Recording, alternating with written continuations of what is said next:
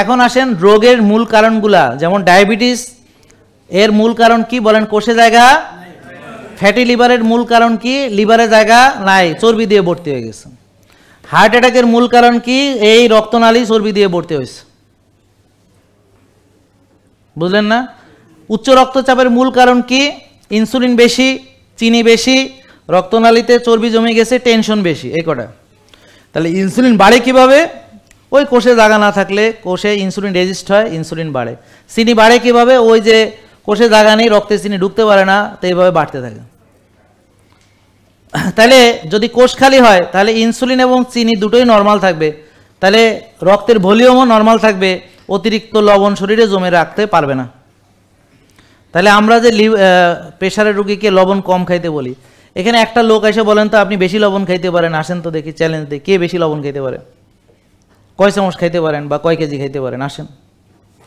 তা আমরা এমন জিনিস কম খাইতে বলি যে জিনিস বেশি খাওয়াই যায় না।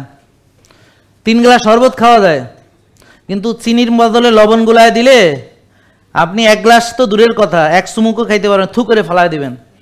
তার মানে যে জিনিস বেশি খাওয়া যায় এইটার ব্যাপারে নিষেধাজ্ঞা নেই, যে জিনিস খাওয়া যায় না এইটার ব্যাপারে নিষেধাজ্ঞা কি? লবণ কম খাবেন।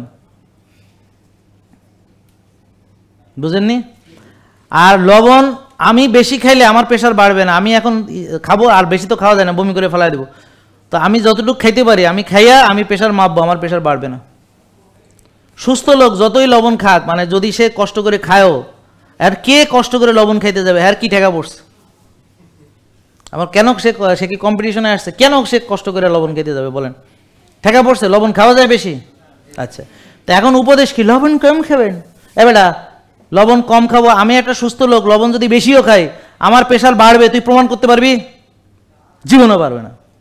সুস্থ লোক, তার কিডনি আছে, তার লবণ ঢুকাইলেও এটা বাইরে যাবে, বেশি খাইতেও পারবে না আর শরীরে থাকবেও না। তো যার শরীরে ইনসুলিন বেশি, চিনি বেশি, হ্যাঁ যদি লবণ কমও খায় তাও তার রক্তে লবণ বেশি থাকবে, লবণ পানি ধরে রাখবে, ব্লাড ভলিউম বেড়ে যাবে, কারণ ইনসুলিন চিনি লবণ ধরে রাখবে। আর ইনসুলিন চিনি বেশি থাকলে আপনাকে লবণ সে খাওয়াবেই।